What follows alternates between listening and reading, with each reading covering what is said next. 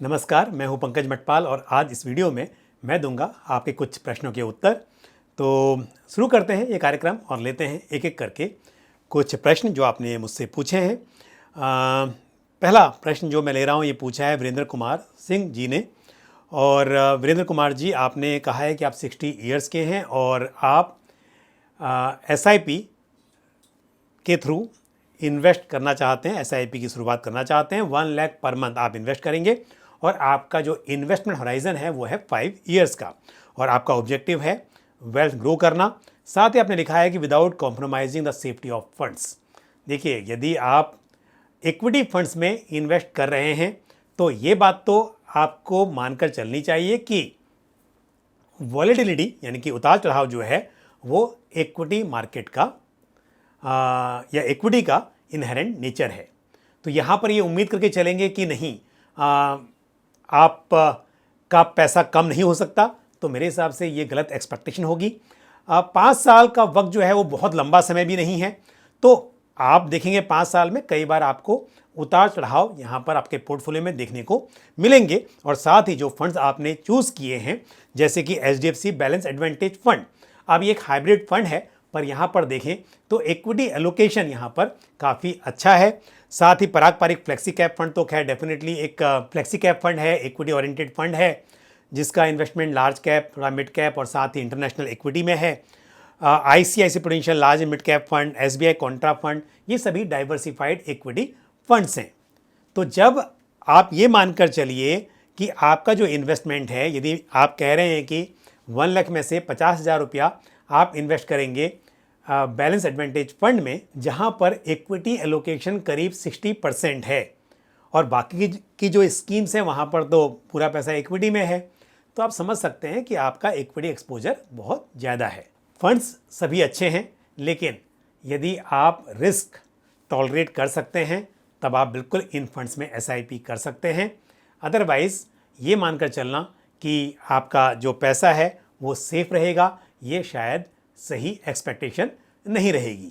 आप चाहे तो और भी बैलेंस एडवांटेज फंड्स को अपने पोर्टफोलियो में शामिल कर सकते हैं लार्ज एंड मिड कैप की जगह पर, और साथ ही लार्ज कैप इंडेक्स फंड्स आप चुन सकते हैं, जैसे Nifty 50 equal weight index fund, वो चाहे फिर ICICI Prudential Nifty 50 equal weight index हो या फिर Aditya Birla sun life Nifty 50 equal weight index fund हो। तो इस तरह से एक Nifty 50 equal weight index fund को आप शामिल कर सकते हैं पोर्टफोलियो में, और साथ ही कुछ और बैलेंस एडवांटेज फंड्स लिए जा सकते हैं SBI कॉन्ट्रा फंड लेने की बजाय या large and mid cap funds को कंसिडर करने के बजाय। तो रिटर्न्स हो सकता है थोड़े कम हो, लेकिन थोड़ा सा डाउन साइड भी वहाँ पर प्रोटेक्टेड रह सकता है। लेते हैं अगला सवाल जो पूछा है अनुसिर मानिक ने। अनुसिर जी, आपने बताया कि आपकी एज है 34 ईयर्स की और 15 to 20 ईयर्स के लिए आप इन्वेस्ट करना चाहते हैं म्यूचुअल फंड्स में। अच्छा, 8,000 रुपये से आपने शुरुआत की है म्यूचुअल फंड्स में लास्ट ईयर से, ऐसा आपने बताया है।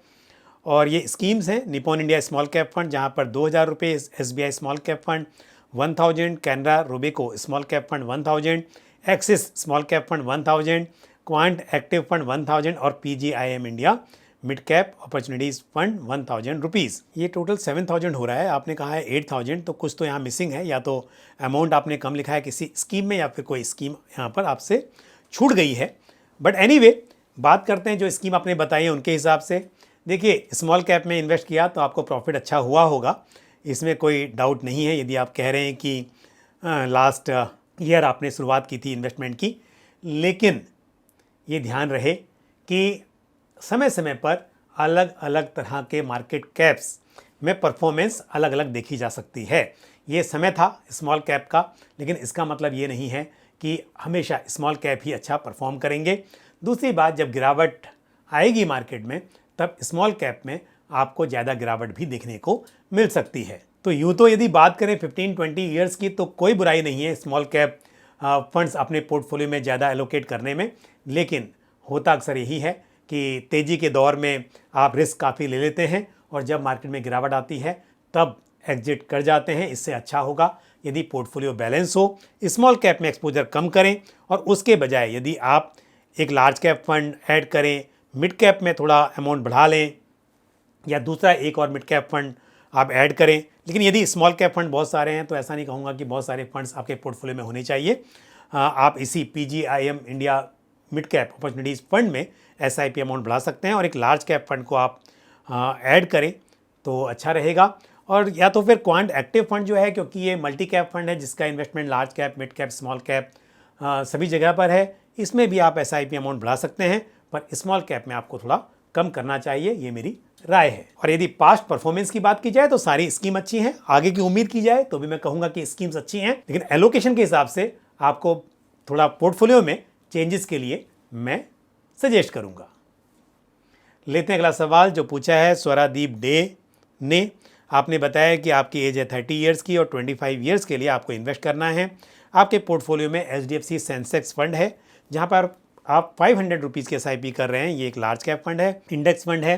पराग पारिक फ्लेक्सी कैप फंड में 1000, एक्सिस स्मॉल कैप फंड में 1000, मेरे एसेट टैक्स सेवर फंड में 500 और इन्वेस्को कॉन्ट्रा फंड में 500।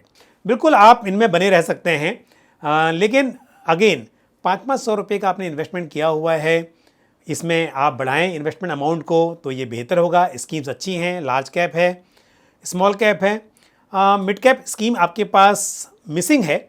आपको एक मिड कैप फंड जरूर ऐड करना चाहिए पोर्टफोलियो में, और वहाँ पर Motilal Oswal mid cap fund लेने की मैं आपको सलाह दूंगा। लेकिन बहुत ज़्यादा स्कीम ना बढ़ाएं। आप ये HDFC सेंसेक्स फंड है, इसमें अमाउंट बढ़ाएं।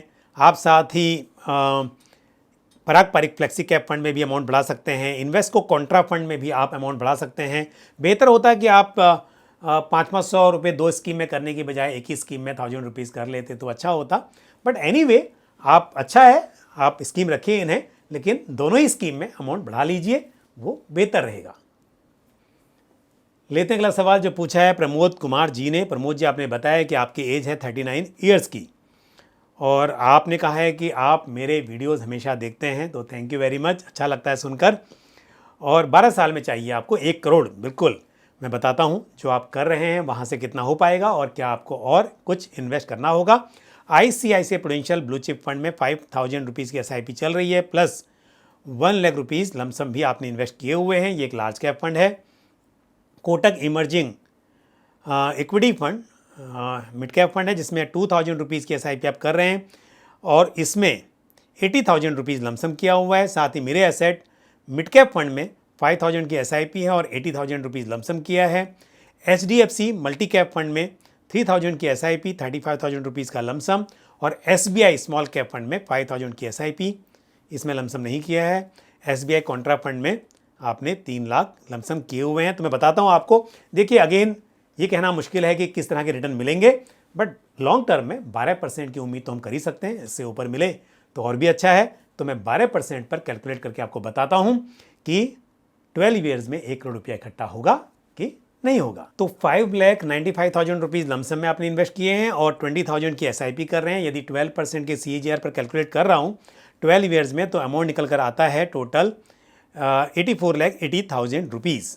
तो थोड़ा सा कम पड़ रहा है। तो अगर आप वैसे तो यदि थोड़ा रिटर्न इससे बेहतर मिला तो आप 1 करोड़ रुपये भी इकट्ठा कर पाएंगे, बट फिर भी मेरी राय है कि यदि आप 5 to 6% का स्टेप अप करें, हर साल अपने इन्वेस्टमेंट अमाउंट को 5 to 6% से बढ़ाएं तो आपको और भी आसानी होगी 1 करोड़ रुपया जुटाने में।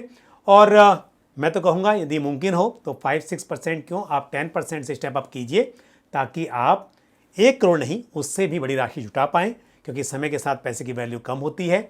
जितना ज़्यादा पैसा होगा उतना आपके लिए बेहतर है। All the best to you. अगला सवाल जो मैं ले रहा हूँ ये पूछा है राजेंद्र सिंह ने। आपने कहा है कि 2 महीने से आप मेरी वीडियो देख रहे हैं और मुझे उम्मीद है कि आपने चैनल भी सब्सक्राइब कर लिया होगा, और 6,000 की SIP आपको करनी है 22 साल के लिए और 5% से स्टेप अप भी करेंगे। Very good. टारगेट है आपका 1 करोड़ का। साथ ही आपने कहा है कि आप 40% रिस्क लेना चाहते हैं, तो पता नहीं इससे आपका क्या मतलब है 40% रिस्क से, लेकिन मैं ज़रूर कहूँगा कि जब आप रिस्क की बात करते हैं तो इसका मतलब यह है कि यदि आप रिटर्न्स चाह रहे हैं तो किसी वक्त पर आपके पोर्टफोलियो में काफ़ी गिरावट हो सकती है, उस वक्त आपको घबराना नहीं है। एनीवे 2 स्मॉल कैप और 2 मिड कैप फंड और एक लार्ज कैप फंड आप लेना चाहते हैं। 5 फंड आपको सजेस्ट करूं। देखिए मैं दो नाम तो बता दूंगा, स्मॉल कैप के और दो मिड कैप के भी, लेकिन ध्यान रहे कि स्मॉल कैप में एक अच्छी रैली हो चुकी है और शायद ऐसे रिटर्न्स आपको अगले 1-2 साल में ना देखने को मिले।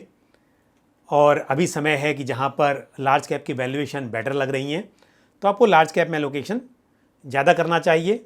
लेकिन यदि आप बात कर रहे हैं लॉन्ग टर्म की, 22 साल की, और आपको सच्ची डर नहीं लगता है मार्केट के उतार चढ़ाव से या मार्केट की गिरावट से, तो आप बेशक स्मॉल कैप में, मिड कैप में इन्वेस्ट कर सकते हैं।